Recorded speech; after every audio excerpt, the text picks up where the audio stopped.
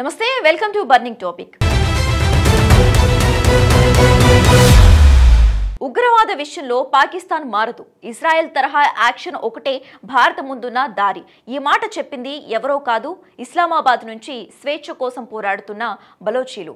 అది ఒకటే కాదు, కాస్త మద్దతు ఇస్తే పాకిస్తాన్ కథ ముగించే బాధ్యత తమదే అని హామీ ఇస్తున్నారు కూడా. దాంతో పాటు పాక్ శూన్యం, బలహీనతలు బయట పెడుతున్నారు. ఇక మిగిలింది మోడీ సర్కార్ డిసిషన్ మేకింగ్ ఒకటే. ఇంతకు పాకిస్తాన్ పై ఇజ్రాయెల్ తరహా యాక్షన్ షురూ చేయమని బలోచి ఫైటర్లు ఎందుకు అంటున్నారు? బలోచి ఫైటర్లు బయట పెట్టిన పాకిస్తాన్ సైన్యం బలహీనతలు ఏంటి? భారత్ నిజంగా ఇజ్రాయెల్ తరహా దాడులకు దిగబోతుందా? Let's watch.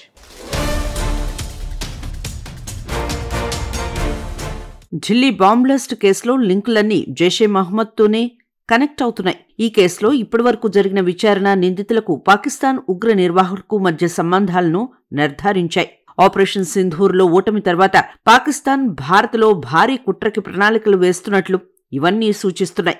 ఈ క్రమంలోనే పాకిస్తాన్పై ఆపరేషన్ సింధూర్ 2.0ను రీస్టార్ట్ చేయాలనే డిమాండ్లు జోరందుకుంటున్నాయి. అయితే ఈ డిమాండ్లు భారత పౌరుల నుంచి కాదు, పాకిస్తాన్ నుంచి కూడా వినిపిస్తున్నాయి. వివరంగా చెప్పాలంటే ఇస్లామాబాద్ స్వేచ్ఛ కోసం పోరాడుతున్న బలూచిస్తాన్ ఫైటర్లు భారత్కు మద్దతుగా ప్రకటనలు చేస్తున్నారు. పాక్ ఉగ్రవాదాన్ని విడిచిపెట్టదని, గాజాలో ఇజ్రాయెల్ ఎలా అయితే విధ్వంసం సృష్టించిందో భారత్ కూడా అదే పని చేయాలని డిమాండ్ చేస్తున్నారు. అందుకు తమ ఫుల్ సపోర్ట్ ఉంటుందని హామీ ఇస్తున్నారు. పాక్ సైన్యం బలహీనతలు భారత్కు వివరించే ప్రయత్నం చేస్తున్నారు. భారత్ కనుక ఇజ్రాయెల్ తరహా దాడికి దిగితే పాకిస్తాన్ నెల రోజులు కూడా నిలబడలేదని మీరియార్ బలోచి అంచనా. పాకిస్తాన్ ఉగ్రవాద దాడుల వల్ల ఏర్పడిన సంఘర్షణను ఇండియా ముగించటం చాలా అవసరమని మీరియార్ హైలైట్ చేశారు. బలూచిస్తాన్, ఆఫ్ఘనిస్తాన్కు న్యూఢిల్లీ సైనిక సాయం అందించాలని మీరియార్ తెలిపారు. ఆఫ్ఘనిస్తాన్ నేల నుండి కార్యకలాపాలను ప్రారంభించడానికి బగ్రామ్తో సహా ఆఫ్ఘాన్లు కనీసం 10 ఎయిర్ బేసులను తెరవాలని ఇండియాను కోరారు. పాక్ వైమానిక దాడుల్ని ఎదుర్కోవడానికి ఆఫ్ఘాన్కు ఆయుధాలను అందించాలని మీరియార్ భారత్ను కోరారు. బలూచిస్తాన్, ఆఫ్ఘనిస్తాన్ వైమానిక దాడుల్ని నిరోధించగల విమాన నిరోధక వ్యవస్థలు, సాంకేతికతను భారత్ అందిస్తే అది పాకిస్తాన్ ఓటమికి దారితీస్తుందని బలూచిస్తాన్ రక్షణ విశ్లేషకులు సూచిస్తున్నారు. భారత్ ముందు ఇంతటి కీలక ప్రతిపాదన చేసింది ఎవరో కాదు, సరిగ్గా 6 నెలల క్రితం ప్రధాని మోదీకి సంచలన లేఖ రాసి పాకిస్తాన్ను వణికించిన బలూచిస్తాన్ హక్కుల కార్యకర్త, జర్నలిస్ట్. నాడు ఆ లేఖల్ని ఉకోలైన్ ఇస్లామాబాదుల్ని నిలువుగా షేక్ చేసింది.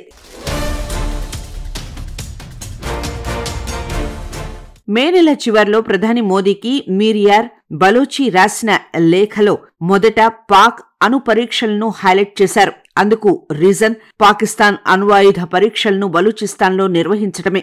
1998 మే 28న బలూచిస్తాన్లో పాకిస్తాన్ నిర్వహించిన అణు పరీక్షలను జాతి నిర్మూలనకు నాందిగా అభివర్ణించారు.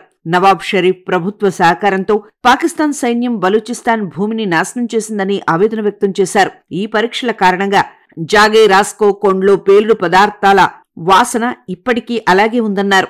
ఈ పరీక్ష కారణంగానే అనేక పొలాలు దెబ్బతిన్నాయని, పశువులు చనిపోయాయని, పిల్లలు వికలాంగులుగా జన్మించారన్నారు. తద్వారా తమ ప్రాంతం ఎంతలా నరకం అనుభవిస్తుందో ప్రధానికి వివరించే ప్రయత్నం చేశారు. అంతేకాదు పాకిస్తాన్ అణ్వస్త్రాలను జప్తు చేయాలని ప్రపంచానికి విజ్ఞప్తి చేశారు. బలూచిస్తాన్ స్వతంత్రీయ పోరాటంలో భారత్కు బహిరంగంగా మద్దతు ఇవ్వాలని ప్రధానికి రిక్వెస్ట్ చేశారు. ఆ తర్వాతే పాకిస్తాన్ ఉగ్ర కుట్రల్ని బయటపెట్టారు.